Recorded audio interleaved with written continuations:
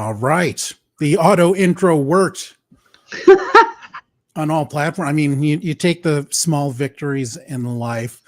What's up, guys? I'm Raymond. You're watching RPadTV, and today's episode is all about Mickey 17, the latest film from Korean director Bong Joon-ho, adapted from a book by, what's his name? Edward Ashton. Of Ashton and Simpson, for those guys. Solid as a rock. So we're going to talk about this new movie that we're both fans of the director. Paul is fans of the author as well. And I am interested in the author after seeing this movie. So super exciting stuff. But before we get to that, why don't you give the people out there an update on the latest and greatest on Semel.com. A lot of good stuff, a lot of different interesting stuff, a lot of author interviews, got some jazz reviews. Will at the end of the month have a hands-on preview with Doom, The Dark Ages, which is the new Doom game coming out.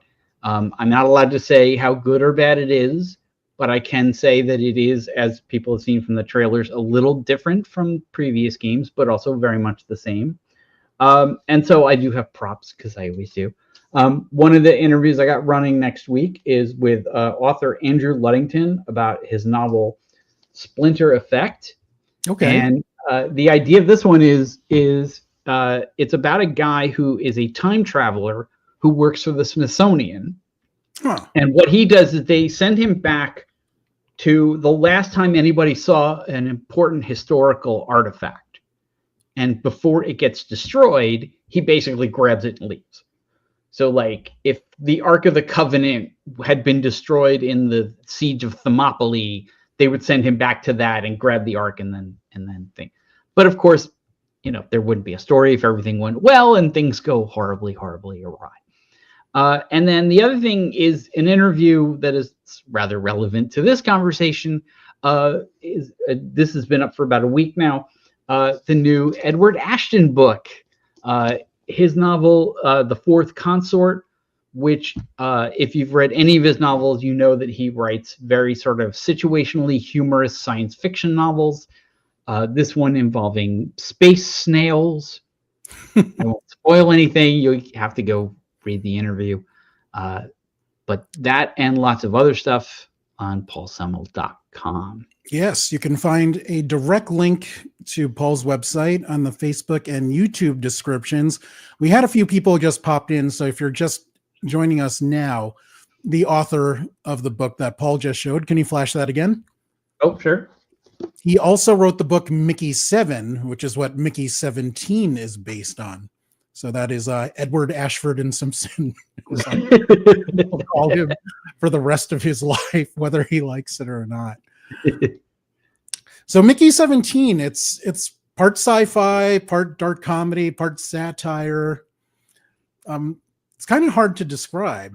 How would you describe it, Paul? I basically say that it is a humorous science fiction story. Okay. But it is not a sci-fi comedy. It is not like The Hitchhiker's Guide to the Galaxy. It is more of a science fiction story that has some situational humor in it, that just funny things that happen naturally in the story. Okay, that is fair. Why don't we kick things off with our Blue Sky reviews? I posted yours from last week. What do you got here, Paul? Right. So Mickey 17 was a really good humorous sci-fi story, just like the novel, but different in interesting ways. Yes. And not just because a certain something reminded me of Mr. Snuffleupagus. So by the way, I had to Google Mr. Snuffleupagus to find out how to spell it properly. Yeah. God, tangent, but those scenes on Sesame Street would always piss me off as a kid when the humans couldn't see him. Right. Like, he'd be hanging out with Big Bird, then he just goes away and the humans didn't believe Big Bird. I'm like, assholes, he was right there. You just missed him. Yeah.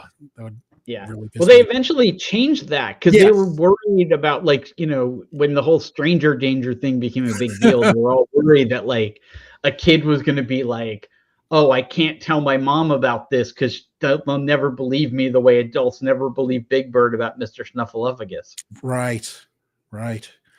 And that is a good positive change.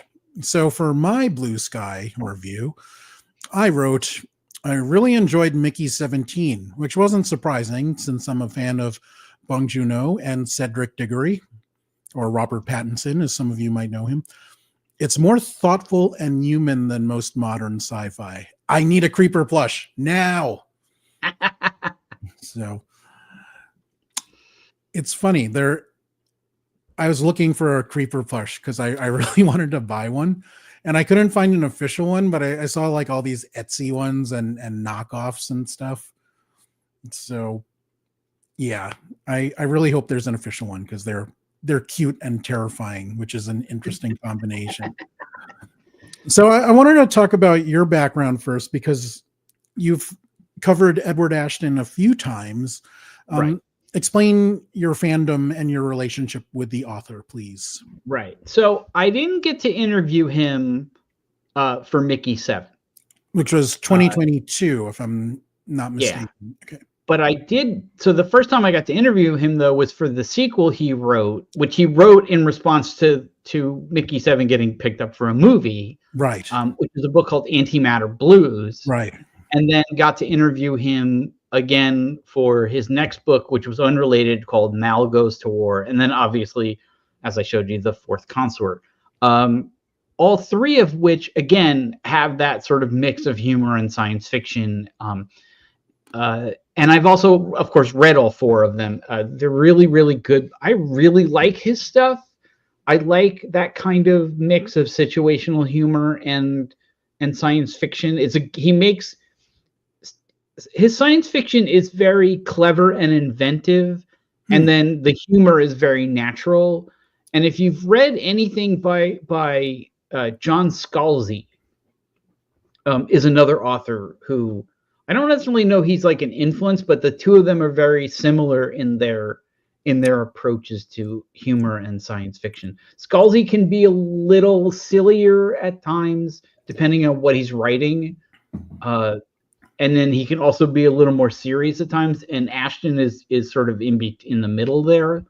But they're very entertaining books. They're what I would call very, very fast, fun reads as well. You know, right. It's the kind of thing where like it's not going to take you unless you're really terrible, like it's not going to take you 2 months to read these books. You'll tear through them. So I have not read his books yet, but I plan to in the future, based on how I enjoyed this movie. But I did do some research going into this episode, and apparently he's a big fan of George R.R. Martin, and he considers Martin to be one of his role models. Do you see any similarities in their writing there? I've read a lot of George Martin. I have not read Ashford and Simpson yet. I would say they are similar in the sense that they are both fast, entertaining reads. Okay. You know, they're not. It's not like when you read. I'm trying to think of a good example, like War and Peace. Like War and Peace is very dense. It's very slow read. I mean, that book took me 6 weeks to read. Right, but contextually, I was going to say like Tolkien would be an example. Like if I'm reading The Hobbit, I'm like, I just read like 50 pages about his breakfast. Like right, yeah.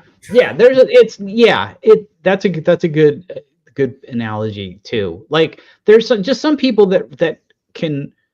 Somebody said once that it has a lot to do with how much dialogue is in there and how that it's structured that can make a book read faster. I don't know if that's true or not, but I mean, like there are some people that like just their books are very, very dense. You know, Marcel Proust, for example, like that's a guy like you know his stuff like took forever to get through, and it was good. It's just not the kind of thing where like.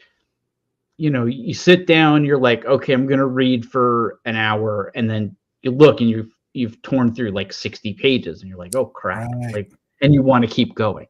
Like like you and I are both gamers. Like we've both played games where like, you're like, oh, I'm only going to play for half an hour. And the next thing you know, it's like 4 hours later and you're like, where the hell are my pants? Yeah. Like, you know, you just get, you know, Pretty much same with like movies. every Civilization game ever, I have that problem with. Yeah. Just one more, you know. Yeah. There's also that aspect of it. And there's also movies like that. Like you watch certain movies and they just fly by. And then there's other movies where you're like, okay, I gotta take a break. It's been like an hour, and then you're like, oh, it's only been half an hour. Like, okay. So you're a fan of Mickey 7. Obviously, Bong Joon-ho was. I keep wanting to call him Mr. Bong and then use that song like a Mr. Bong, get it on. But Mickey 17, there's a lot of big changes from the book to the movie, which we'll get into later. But focusing on the movie, what did you enjoy most about Mickey 17? I liked the cast. I thought the cast was really good.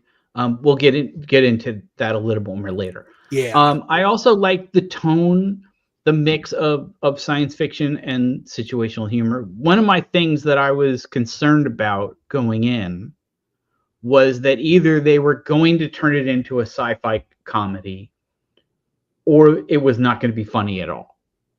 And I was glad that they struck the same chord as the books.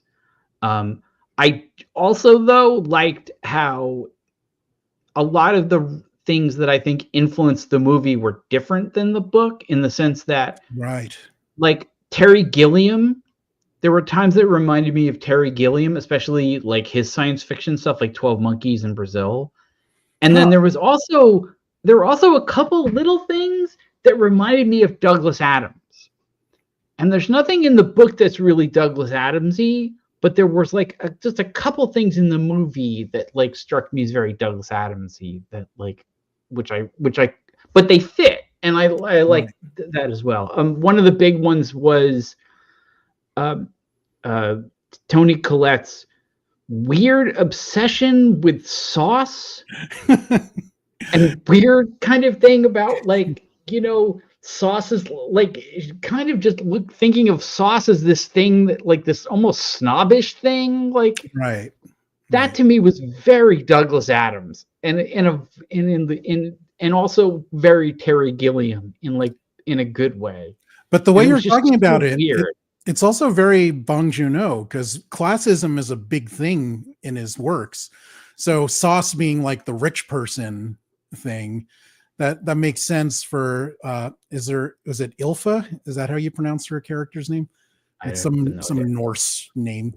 But yeah, right. It fits in with her character as being elite, whereas yeah. But it was just like a weird thing to be elitist about. Right. Do you know what I mean? Like, foodies can be very elitist. So, I know. Believe me, I know. I've been accused of that myself, but it was just a sort of weird, funny, very, like I said, Douglas Adams, Terry Gilliam kind of moment that I dug.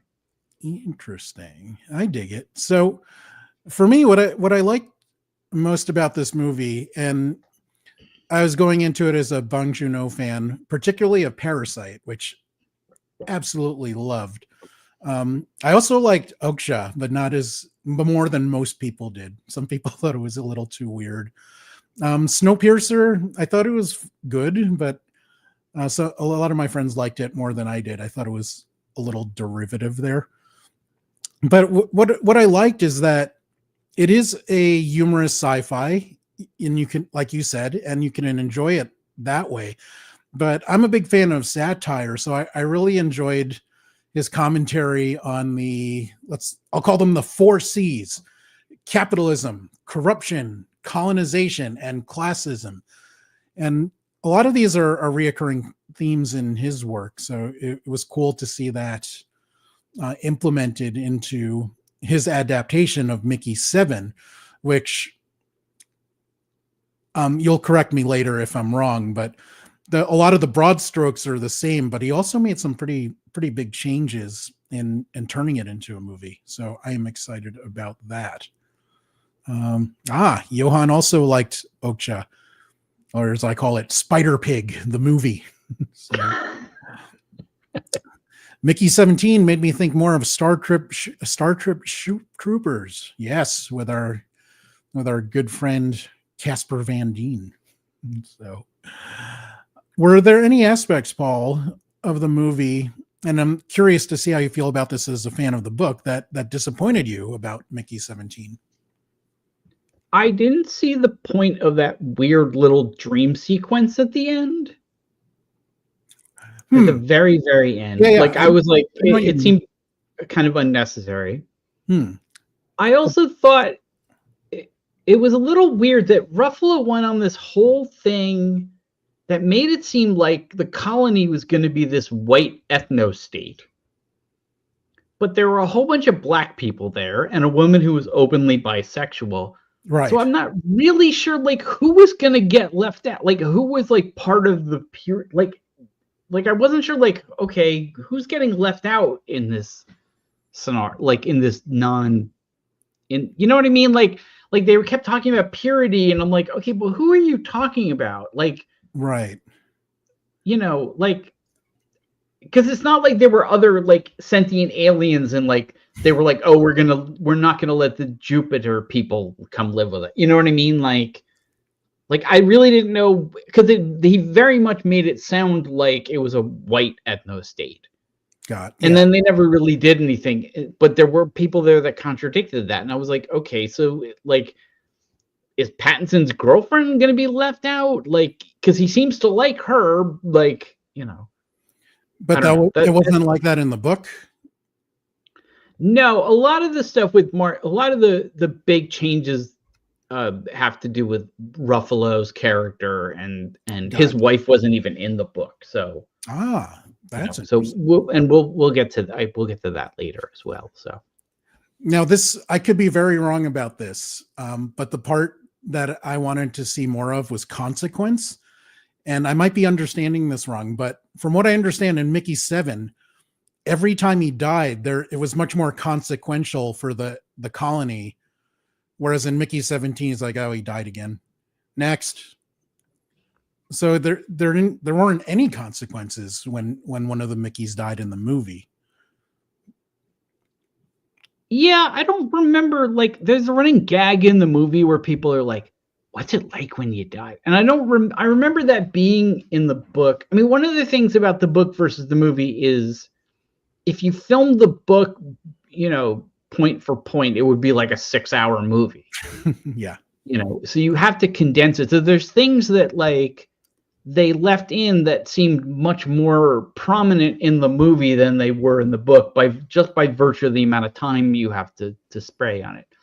I don't remember his deaths being any more consequential necessarily. I mean, he didn't die as much. Like, for example, like, there's that whole scene. Well, yes. One is 7 and one is 17. So. Right. But, like, I don't think they tried to kill him nearly as much in the book. Like, I don't think they, like, for example, there's that whole scene where they're like, go to the planet. Oh, there's a disease. We're going to use you as to right. And they just kept, like, trying different things, and, like, they really didn't care if they had to, like, print him out again and again and again. Like there was some of that in the, like, they didn't. I don't remember them really thinking of it that way. Like, I don't remember them thinking of him nearly as expendable. Like, I think in the book they still thought of him as a person. Yeah, see, that's what I'm saying. Like, here in the movie, he's like the ultimate doormat. Like, which you kind of want to root for him as an underdog, but then after a point, like the disease, like testing out the virus, or that one scene where they want to throw him in the incinerators, like, I'm not dead yet, but yeah, go ahead. Did that happen in the book? That incinerator scene? I don't remember that from. Okay, I remember. I know he got killed a whole bunch of different ways, but I don't remember there being, like, a Monty Python-esque scene where he's like, I'm not dead yet. You know, but it just seemed more pathetic in the movie, the way I understand. Yeah, I think that's also just by virtue of like I said, there was that the virus stuff. I think that kind of, that was just cruel. Like, it's like they did animal testing on a person, you know. Yeah, basically. Yeah. Yeah. But yeah, that's why I'm interested in reading the book now, because it just seems like he was more, as you said, he was more like an actual person instead of, he was almost like a tool, like the Expendables. Yeah.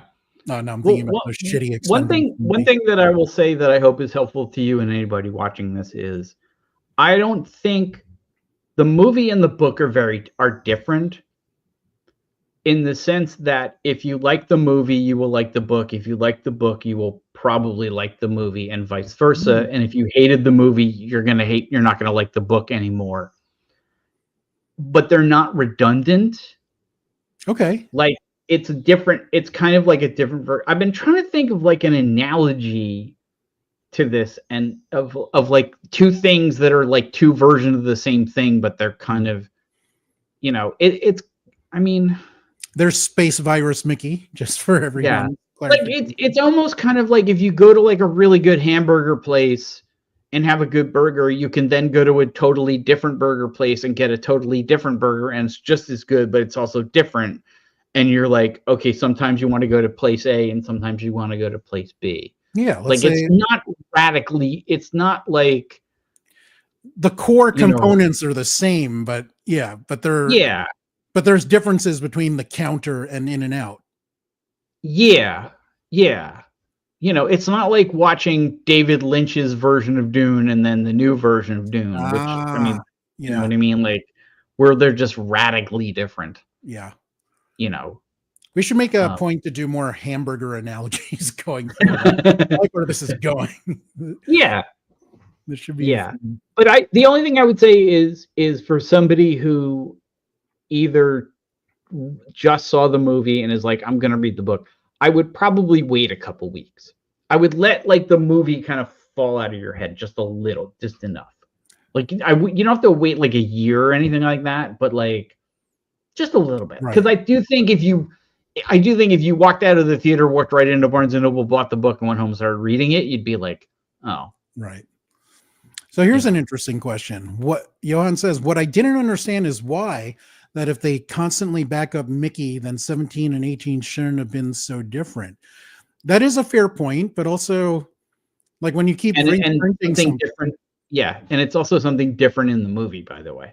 I mean, that's one of the major things. Okay. So that is an original point for a movie.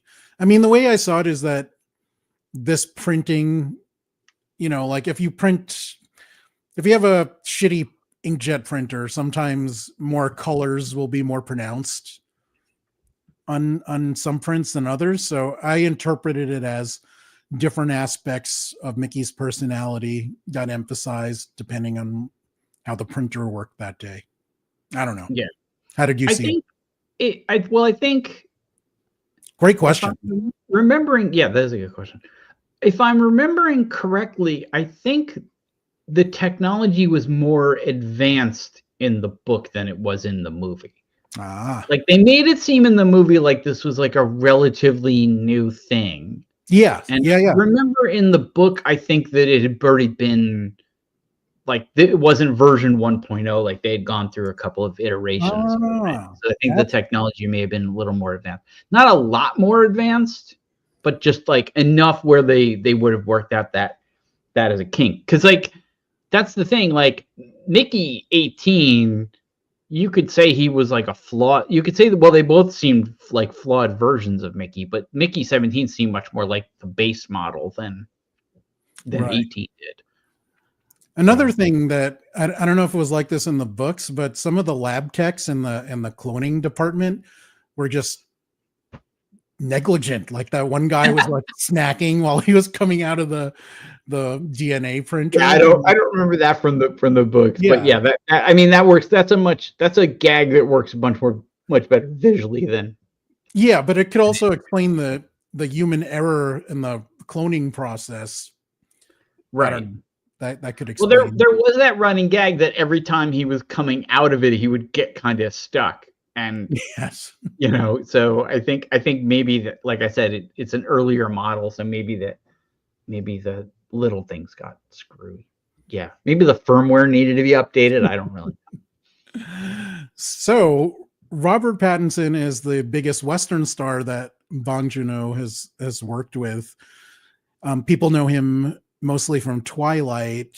Fans of Harry Potter know him from Cedric Diggory in The Order of the Phoenix. But he is, and more recent fans know him as the Batman. But he's made some interesting acting choices, even though, people try to peg him as the Twilight guy. But I think he's a really talented actor and very, very capable. What did you make of his performance in Mickey 17? Were you impressed? And does it do anything to make people view him more as an actor rather than a movie star? I don't know. I liked him, and I liked how he kind of used this schlubby voice. I thought that helped. I don't know how this will if it change anything, because unfortunately the box office successes or lack thereof is going to hurt it a little bit. Yeah. But I don't think it's going to I don't think it's going to hurt his career, because I don't think people are going to look at it like oh, it's his fault. But I do agree with you that he has made some interesting choices, and I think it's one of the things that you can kind of do when you have success like he had. When you have Twilight money. Yeah, where you can either go and just do the same kind of things over and over again, where you look pretty and you're doing these romantic movies and blah blah blah, right. Or you can go weird and something like where you're not that attractive. And it's always more interesting when somebody kind of is like, yeah, I'm going to do the unattractive thing. Like when Charlize Theron did that movie Monster. Yeah. Which I will bring up later, by the way. Right. The guy who played Harry Potter is another one who's done. Yeah. I was going to bring that up. He could have very easily rested on his laurels right. But Daniel Radcliffe, and he's just done some weird fucking shit. And he's farted across the ocean. He's done plays where he bones a horse. So gets weird. I love that both of them have done these bold, brave, and kind of weird things. Yeah. I will say one thing that I thought was interesting is that they definitely tried to make him look unattractive in this. Yes. And it worked. I did not think of him as a good looking man. I mean, he wasn't bad looking. Wow. That actually takes us to our next point. So that worked for you. It did. And I don't know, this is a weird thing to bring up, but it reminded me a little bit of when Chris Cornell seemed to get really tired of being a pretty boy rock star. And so he grew a beard thinking that would somehow beat it. And it just didn't work. And this is before beards were cool the way they are now. Or if you saw Not Another Teen Movie where they tried to make her unattractive with overalls and glasses. Right. Well, there's always that. That's the other thing, is there's always that sort of Hollywood unattractive where no one, you know what I mean? I was just on cable, they were just showing the remake of Carrie. Mm-hmm. And if you've ever seen the original, it's Sissy Spacek is in it, and she's they really make her look plain and unattractive, and then in the new one, it's Chloe Grace Moretz, who's absolutely beautiful, and even when they try to make her schlubby, she still looks super hot, and you're like wait, she's the girl getting picked on, and all right, whatever. Yeah, see, this, I mean, and we had a conversation a long time about this. What was that movie? She's Out of Your League or whatever with How to Train Your Dragon. Oh, right. And Alice Eve. Yeah, Alice Eve. So and then the promo posters, they had the cast and they gave them different ratings. Alice Eve was the 10, but one of the co-stars is Kristen Ritter, and they gave her a 6. I'm like, what? Kristen Ritter is gorgeous. What are you talking about? But see, it didn't work for me. Robert Pattinson trying to be ugly, because I am like, it's still a beautiful man. He can talk in a silly voice all he wants. David Beckham has a silly voice 24/7, and he's still an attractive man. and the stuff he did with his posture, that also it seemed like a bad Christopher Reeve impression to me, like when he tried to be, Clark Kent. Yeah, it didn't seem, I could still very much tell that it was the exact same person playing 17 and 18. There wasn't that much of a difference between them for me. I'm curious to see what you guys thought about it. Like, yeah, I didn't buy him as ugly at all. Yeah, but I don't think he was supposed to be like ugly. I think he was just not supposed to be pretty. And there's a difference. But I don't think he was supposed to be. There's no hiding that for him. I don't see, but I also don't think that he's nearly as good looking as you. Like, to me, like, he's not. Wow. I don't think of him as being as good looking, like a pretty boy. Look at that bone structure. Yeah, I don't know. I just don't see it. Like, when I think of good looking men, maybe it's just me, but like, I think Brad Pitt, I think George Clooney, John Hamm. Wait, you and I have been to Comic-Con where we've seen like thousands of girls line up for like. I'm not denying that people find him super attractive, especially in that movie. But like, I don't know. When I've seen him, like, it doesn't. I think he needed like really attractive people. They need like 2 hours in a makeup chair, like Charlize Theron in Monster, or what's his face in The Penguin. Like, he's still, like that. He's still a handsome man, but if you put like a fat suit on him and make him with makeup for 2 hours, that can work. Yeah. And clearly Robert Pattinson did not have 2 hours of uglification makeup in Mickey 17. Yes, Johan says Mickey's character is also supposed to be of the lowest class. Yes, which is why he's like the ultimate doormat / underdog if you want to root for that kind of guy. But low class doesn't mean ugly. There's plenty of low class, beautiful people out there. And there's plenty of high class people that aren't as attractive as they think. Kardashian. Let's talk about the supporting cast for a bit. Who stood out for you? Because this cast is loaded. We talked about Ruffalo and Toni Collette. Right. Who worked for you? There were two people that really worked for me. One was Naomi Ackie. Yes. I think it's pronounced Nasha. I had really liked her when she was in Star Wars Rise of Skywalker. I thought she was really good in this, except when she got really baked and like she's not but that was more of that, like the character was not like somebody I would want to hang out with when they're baked, but like the rest of the time I really liked her. I also really liked the lady scientist, Dorothy, who's played by a woman named Patsy Farron. Right. I really liked her. She was like a fun character, and not to spoil the next question, which is, who did you want to see have more screen time? I would say her. Like I really liked her character a lot. She almost seemed like the heart of the movie in some respects. She was very much like, she didn't view him as expendable. She didn't view him as disposable. She gave a crap, and then she ended up caring about the alien, the creepers. I almost refer to them the aliens. I love that line, by the way, where like somebody referred to them as aliens, and they're like, they're the people who live here. Like, where are the aliens?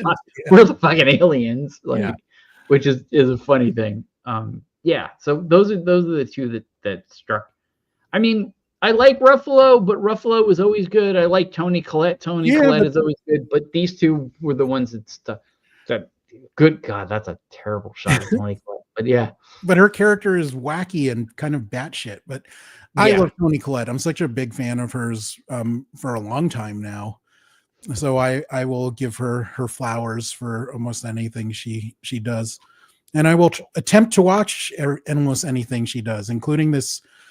I watched this stupid rom-com where it turns out she is the relative of mafia in Italy, and she inherits like that seat at the family table, even though she's playing an American. So it becomes this weird Italian fish out of water rom-com. Shitty movie, but she was great in it. She was in like the third XXX movie. Yeah, maybe I don't like her that much. I was really impressed by Hulk in this movie. I mean, this was really easy.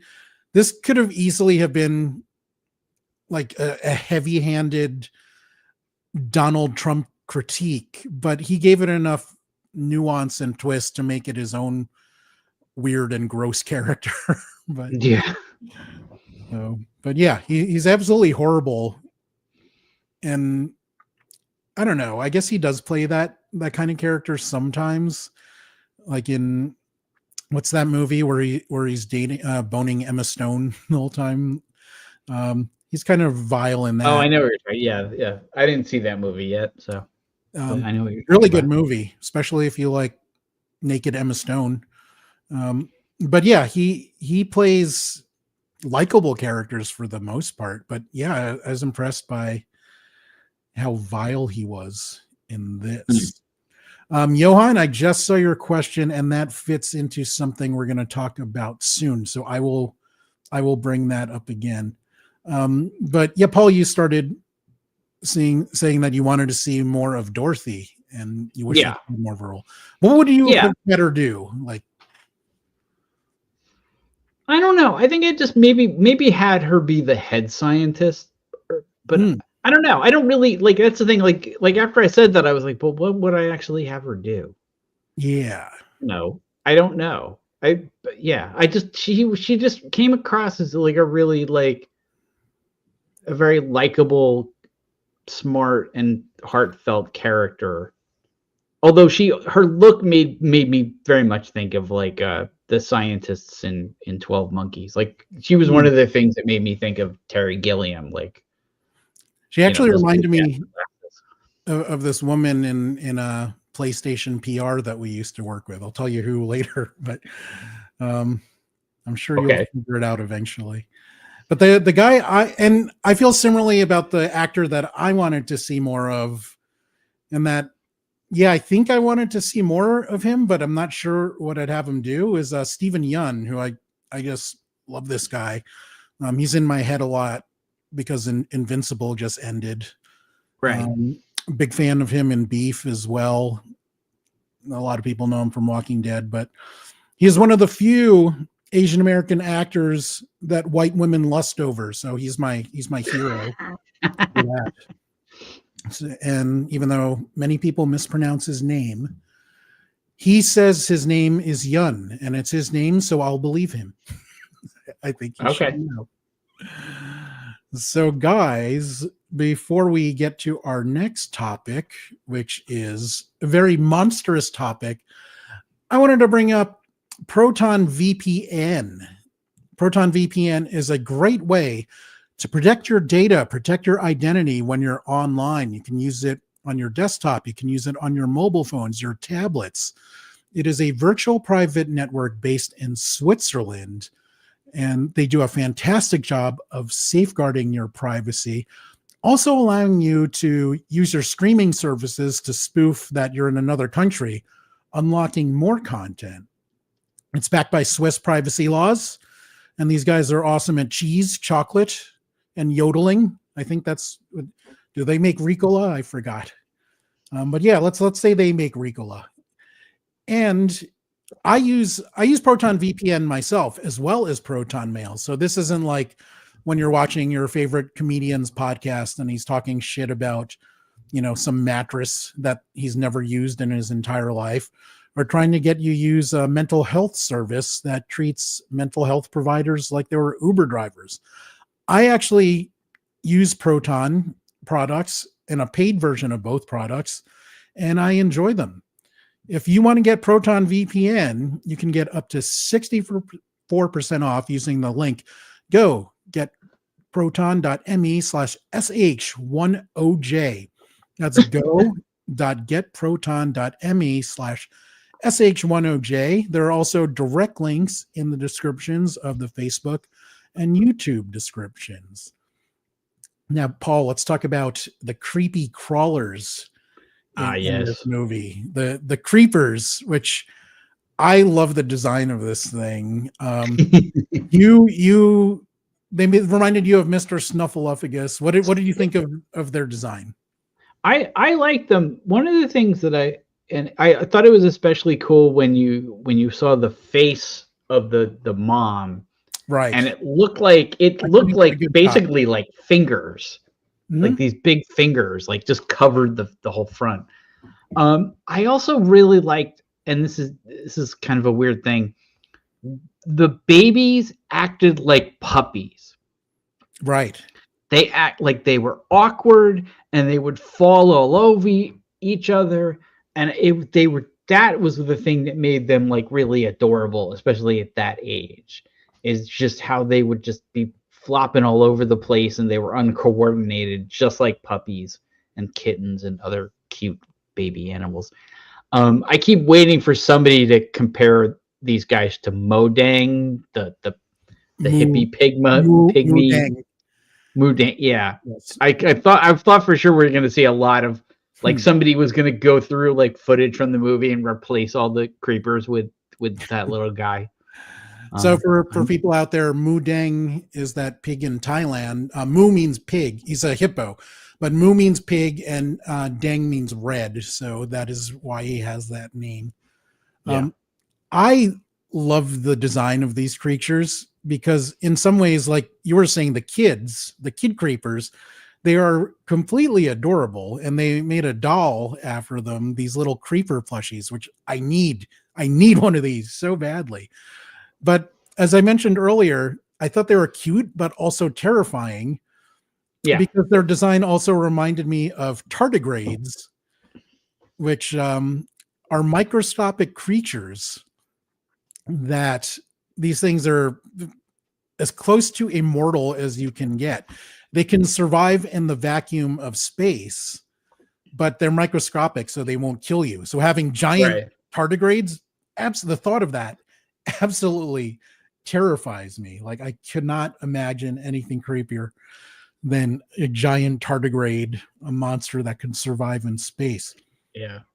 What's So, what's funny to me is your assessment of this reminds me very much of something video game related, which oh, was Capcom years ago put out like I think two or three games. I don't remember the Ice Planet, something or other like that. Like the whole idea was like you would go to this ice planet and fight these monsters and whatever. And one of them that you fought was this gigantic salamander that was so big that you would go inside the salamander and shoot it from the inside. right. And I wish I could remember the game. But the funny thing is that when that first one was coming out, they promoted it at Comic-Con by making plushies. That's awesome. And I still have one. And my favorite thing with this was I was babysitting my friend's kid, and he was 6, and he came over and he saw it, and it was like, "What is that?" And I explained it to him, and he just looked at it and he goes, "Can I have it?" And he hit me with those puppy dog eyes, and I was like, "No." So I love that we've behaved poorly at Comic Con. There was one time our friend Ronnie was working with the Yu-Gi-Oh people, and there was a Yu-Gi-Oh tournament, and this little girl was playing in it, but she brought the wrong cards to her match and lost, and she was crying after. And I was doing like Tom Hanks from A League of Their Own. And I was like, "Are you crying? There's no crying. There's no crying in Yu-Gi-Oh!" And God. Ronnie wanted to smack the hell out of me because I thought it was a funny bit though, and I couldn't not do that. So getting back to Johan's question, he asked, "Did they ever explain why the creepers didn't eat/kill Mickey?" No, not overtly, but to me that didn't need explanation because a lot of what this movie is about is, and this is what Bong Joon-ho says, it's about the human condition and what it means to be human as we define it. And if you look at like a doormat like Mickey, or if you look at creatures like the creepers, they're more human than someone like Ruffalo's character, who is just a vile piece of crap. But the creepers, as Paul said, the kids showed like childlike innocence, as all of them showed empathy. And at the end, they revealed that they knew how to bluff too, which is not something you think of animals doing. That's very much a thing we consider human. So yeah, I just thought they were kinder and more human than some of the humans in the colony. How did you see that, Paul? I mean, yeah, you're right. I mean, there also could just be like a reason we don't know, which is maybe they're vegetarian. Maybe we don't look like we taste good. You know what I mean? Like maybe, the same way that a lot of people look at bugs and think like, ew, I don't want to eat that. Yet we ate lobsters. Who was the first guy to say like, this water cockroach looks good? I'm going to eat one of these.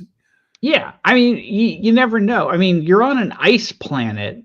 I mean, they could eat like, plankton or things like that, or they could eat things that are like under the ground, I mean, they did lick the hell out of them at one point. And so, I think if they were like, oh, this thing was like they're going to be like a chocolate bar, they would have chowed down on them, but they didn't.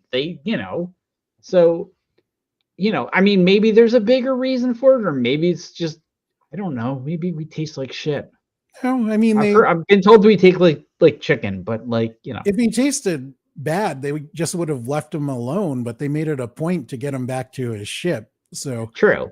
Yeah. There was kindness there somewhere. Yeah. I think they did realize when that he was a sentient thing and whatnot. But then again, that'd be funny if they saw him like, hey, this thing is almost as smart as we are. Let's help him out.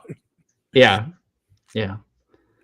But then again, we would eat things that are smart. So I don't know. People, we don't eat dolphin. They're considered like the smartest water mammals. People have eaten dolphins, though. Yes, they have. But but we don't. Let's be honest. Frowned upon.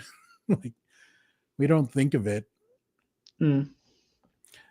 So we already covered some of the changes in the book. I want to hear more of them from you. But one of the biggest ones that I saw was, if I understand correctly, and correct me if I'm wrong again, but the book takes place like way more into the future than the movie did. The movie is like next week, or it's in like 2050 something.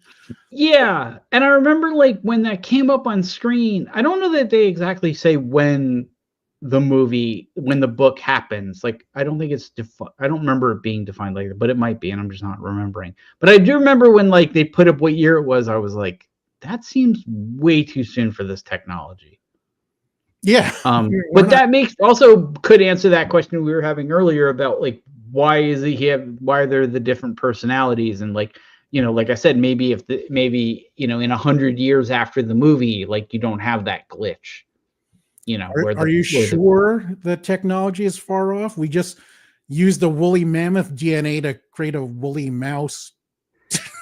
Yeah, but there's a little difference between like a bunch of scientists in a lab creating a woolly mouse, and Xerox making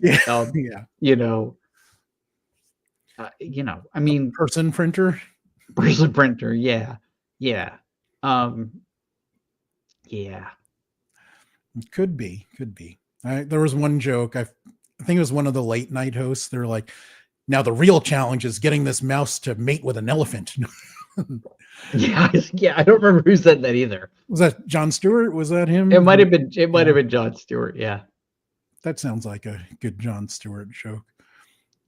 Let's talk about the critical opinion of this movie, which seems pretty divided. Some of the reviews I've read are praising it as Bong Joon-ho's best English movie, of which, what are there, like 3 now or something? Right. Well, others have said this is too heavy-handed and preachy. How did you feel about the quality of the movie? I can understand why somebody would think it's too preachy. I can certainly understand why somebody who is butthurt whenever Donald Trump is made fun of would be butthurt by this. Stephen Miller is not going to enjoy this, but does he enjoy anything? I really don't. I really hope not. I hope not. But I was reminded of him because he was complaining about Saturday Night Live making fun of Elon Musk and Donald Trump. and being like, "Oh, Donald Trump," he was like, "Oh, Saturday Night Live hasn't been culturally relevant since Donald Trump was host," and I'm like, yeah, "You're talking about it right now, you butthole." Like, they just had their massive 50th anniversary celebration. yeah, which was like a big thing, and like everybody was talking about it and whatnot. But yeah, they're not culturally relevant. Like, well, he's an. It's like one of those things. Like, yeah, but it's like one of those things where like people will say like, "Oh, The Simpsons was funny like 5 years ago," and then 5 years later, "Oh, The Simpsons were funny 5 years ago," and it's like, right. But I mean, I actually did an episode about SNL, which you guys should look up in the RPadTV archives. And one of my biggest pet peeves about SNL is when people say SNL isn't funny anymore. I'm like, no, it's not as funny to you anymore. It's always funny. There are always degrees of how funny it is, but it's always funniest when you've been most invested in the show. And that's usually when you're like in your late teens or early 20s and you're making a point of watching SNL every week, but their humor changes, your personal tastes change. So SNL is always funny. Dismissing it as not funny is just lazy at best. But Stephen Miller is just wrong and vile and stupid. Yeah. So. But anyway, the point being that like if like I said, if you're butthurt by people making fun of Donald Trump, then you're going to be butthurt by this movie. So although that part wasn't even, I mean, Mark Ruffalo wasn't really Donald Trump. I don't think. I feel like the more Donald Trump stuff was the reaction of his followers. Oh, time out. To clarify, I hate Stephen Miller with a PH. Stephen Miller with a V is awesome. So,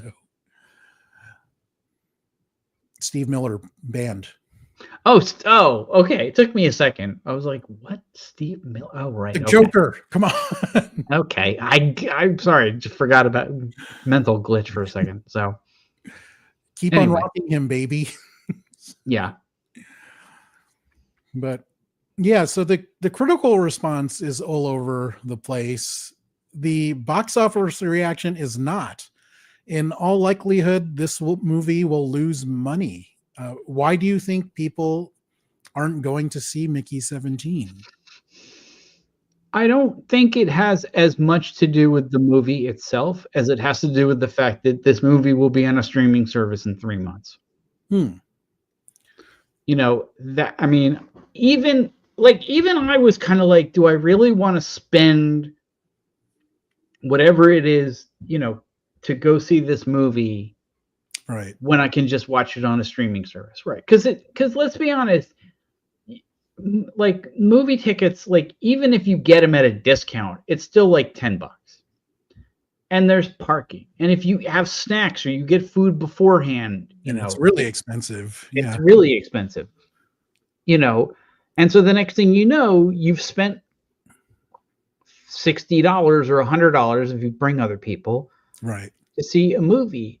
And I mean, that's the thing. Like, I can't fathom why anybody puts kid movies in a theater, because like if I was a parent, I'd be like, I'm not going to spend $100 to take the 2 Rugrats to a movie on the off chance they're not going to have a meltdown in the middle and we have to leave. I'm just going to wait 3 months, watch it home when I can sit there and have a whiskey and they can have popcorn that we make at home. And I think that has like a lot to do with it, because I think people feel like they can't wait to see the new Marvel movie. They can't wait to see the new Star Wars movie. But I mean, this is an original movie, and the ones you just mentioned, like the way Hollywood is going, you either need to be a sequel or you need to have a big license, like Barbie, for example, right, to drag people to theaters. So doing an original movie that is kind of weird and kind of hard to describe is not, you're not off to the best start. Yeah, because you're also not talking about a book that like The Lord of the Rings that people have been reading for 40, 50, 60 years. You know what I mean? Yeah. Like, or Dune that like, right. That's the last decades. I mean, this, in 2022 was when Mickey 7 was released. So right. I mean, like I'm sure there's people that don't know that this is based on a book. Right. Or never heard of the book. Also a Korean director. That's not exactly mainstream yet. Hopefully he does get there. Yeah, I mean, I don't know how much that matters because, like, I feel like the age of the big time director is somewhat tapered off. You know, That's like interesting. people would go. There was a time when people would go see a movie because Mel Gibson was the director. You know, there are times when people would go see a movie because Woody Allen was the director, or Scorsese, or whoever. Um, and I don't think that you have that nearly as much. I mean, you definitely do have people that care about the director in the sense of, like, they'll read something and they'll be like, oh, Josh Charles is going to be the director of this Pokemon movie.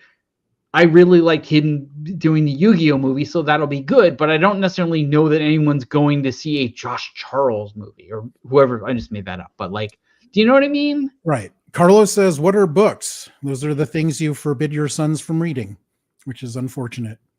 So I don't know. I kind of feel like this is the kind of movie that I make a point of supporting. Like, I like to see small budget films in theaters so that we get the variety. We get these small stories that do well, like Mickey 17, Nora from last year, Past Lives from 2 years ago. Like, I love these kinds of movies.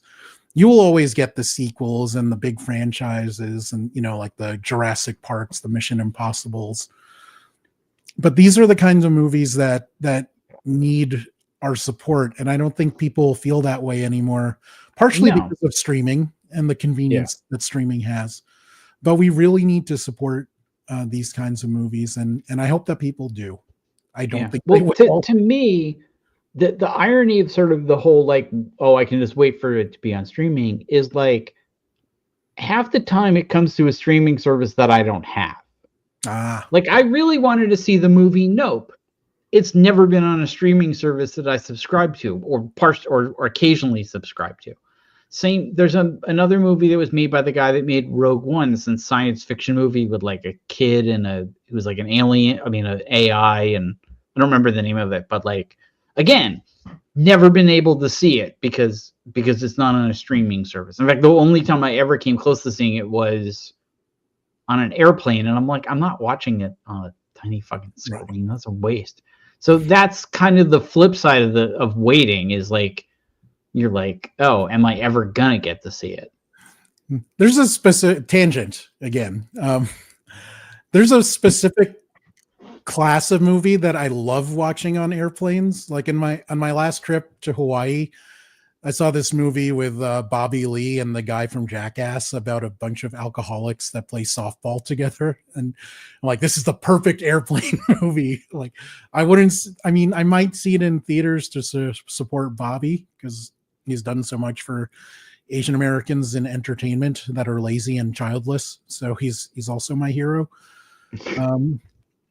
But yeah, that is like an exact airplane movie, because I'm like, the Jackass guy and Bobby Lee are in a AA program playing softball together. It's a bad premise.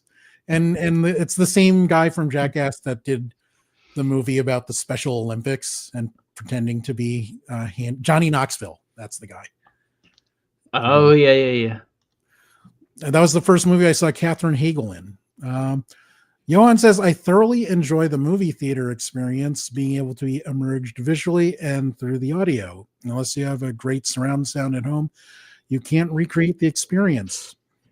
This is very true. Although one of my friends with a large house here, he had like a movie theater room with, I think it could seat like 20. It's pretty insane. He had his sound was better than actually almost all the local theaters here, because the theaters in Las Vegas are generally shit. I miss the theaters in LA, man. You have real IMAX. You have IMAX laser, not like the bullshit IMAX that I have to go to at the station casinos here. But tangent done. What do you want to see next from Bong Joon-ho, who I think is tremendously talented? I don't know. I mean, I know he's doing some kind of animated thing next, but I think I just want him to do what he wants to do. As weird as that may sound. Like I don't want to hear like, oh, he's doing a Marvel movie or he's doing, you know what I mean? Like, that seems so weird. Yeah, like I don't want to. I don't want him to direct Thor, so that was also weird. Right. But like, yeah, but that's a little different to my mind. Like I want him to just do. I want him to keep doing what he's being able to do what he wants to do, and be, because he's a very creative person, and so I'd like him to do what he wants to do. Like he doesn't seem like there's some directors I'm like, oh, I'd love to see what that guy would do with a Star Wars movie, but like, no, I want him to just do like maybe something original, because he's done like one movie based on a graphic novel. He's done one movie based on a book. Like I don't know what if Parasite was based on anything, or The Host. I mean, I guess you could argue The Host is based on Godzilla.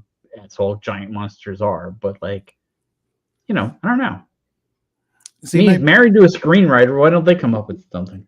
My big fear is that the box office reception will make large studios skittish of him.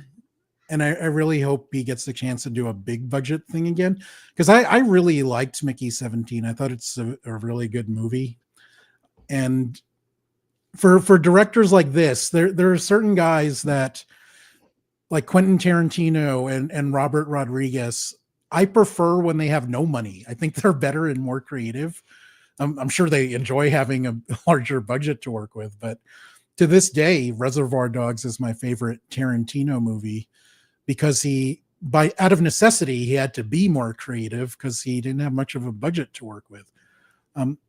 That wasn't the case with Bong Joon-ho. I thought he did great with a large budget, really large budget. So I hope he gets the chance to do more big budget things again. I think a lot will depend on how well the movie does when it hits streaming, and I think a lot will also depend on how it does internationally. Because I haven't heard anything. So it could do very, very well internationally. I think it's doing better internationally than in the US from the last numbers I read. Right. Yeah, we'll see. Do you think there's any chance that this will do well next year in awards season? I mean, visually, there's some really interesting stuff going on. The problem is it's so far away from award season. And a lot of times people forget.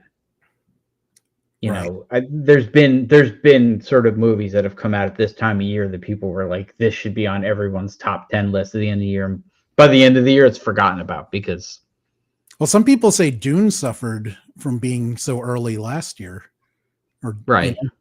Do you think that was the case, or was it just too big to award? I'm not a good person to ask about this because I don't care about awards. Yeah. And I find a lot of them to be I just don't give them any credibility. I don't give them any credence. I don't really care. And in fact, sometimes there's things where I'm like kind of on the fence about it, and then it wins all these Academy Awards, and I'm like, okay, I don't want to see it now. Because especially with the Academy Awards, like they tend to like a certain kind of movie, and I'm like, they like certain people too. Yeah. There's also a lot of like politics involved and things like that, and there's just way too many examples of people screwing up and let's give we didn't give this award to Metallica the first time, we're going to give them every award after. It's like the Jethro Tull makeup award. Yeah, like they've won those. I mean, look, you know how much I love Metallica, but those guys have won Grammys for like the first Grammy they won was for a cover of a Queen song that they literally just threw off one day. You know what I mean? But they don't get it for anything that they put their hearts into. I don't know. So, see, as silly as I think movie and TV shows awards are, I think they're even sillier in music, where it's usually a handful of guys working on a work of art together, unless you're Beyonce, who has like 30 songwriters per track. But yeah, I mean, movies and TV, there's such big productions with so many people. I can see why they get competitive, but music, I just think is dumb. I mean, it's not the fucking Olympics. They're writing like a 3 to 5 minute song to express something or to have fun. Yeah. With it. To make that a competition is stupid. I knew a guy who worked at a record store chain out here in Los Angeles called The Warehouse.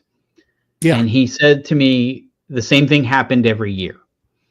Some album would do really well at the Grammys, and for the next 2 weeks, it would sell like hotcakes. And for the next 2 weeks after that, people would constantly come in and return it and trade it in. And he said, like, literally, if you want the album of the year, go to a record store about 2.5, 3 weeks after the Grammys, and you will find it in the used bin for like $4. And there will be like 12 of them. Because they just got so many that they at some point they just stopped taking them.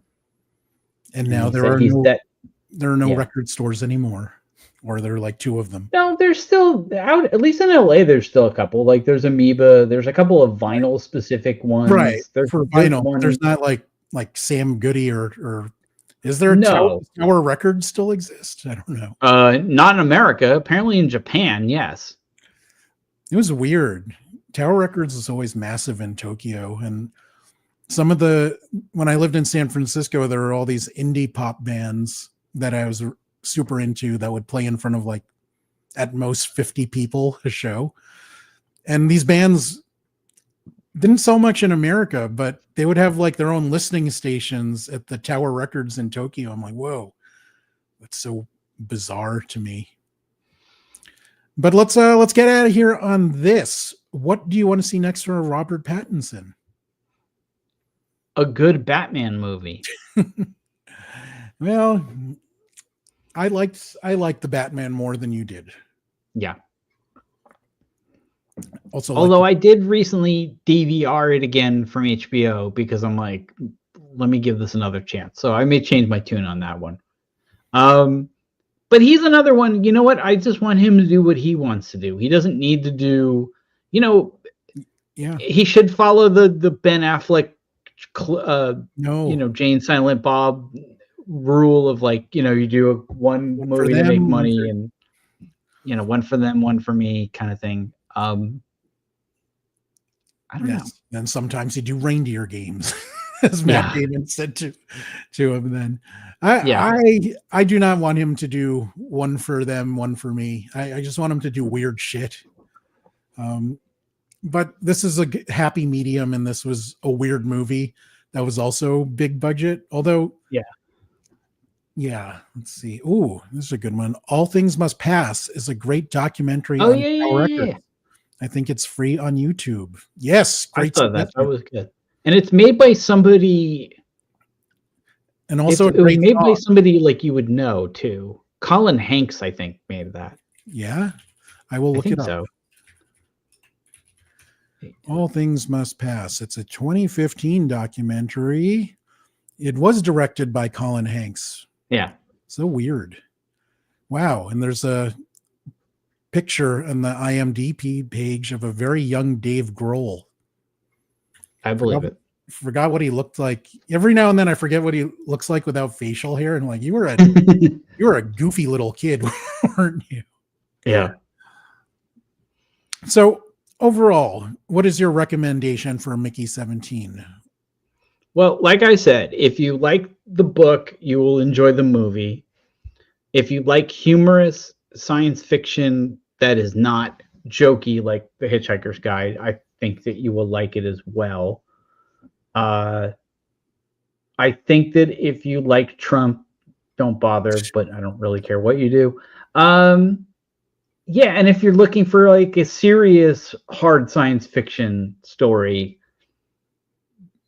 it's not. Maybe no. I mean, like let me put it this way: if you like a hard science fiction story and you don't mind that there's a little goofy humor, you're fine. If you're looking for something that's like really serious, hard, like 2001 kind of serious, science fiction, then no.